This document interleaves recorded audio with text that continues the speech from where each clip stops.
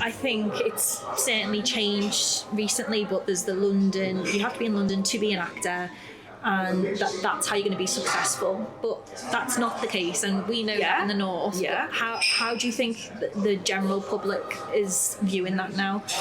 I mean, I think that, you know, especially the movement was starting before COVID anyway, because of, you know, the media city was a massive thing. You know, when the BBC moved out of London, that was huge, and then a lot of others have followed suit. So you've got, like, you know, Channel 4's gone to Leeds, and they're moving out of London because London is, you know, there's no space to build. It's saturated almost. I don't think people. I think it's now because, as I say, the production companies there's northern production companies, Newcastle, you know. I think it's more, and it's such a small country, really. It's not very, you know. So I think it's changed, really. There's way to go, of course.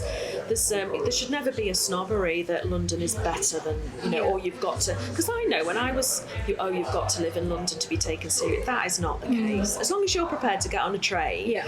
As you know, most first rounds are tapes now anyway. That's going to stay for some time, I think. And then it'll just be that if you have a recall, you might have a face-to-face recall or a Zoom. Yeah. You know. So as long as you're prepared as an actor to travel, and being Northerners, we're always prepared to travel. Like the Australians are with the world. We just go. You know, we'll go wherever. Yeah. There's no problem really. Yeah.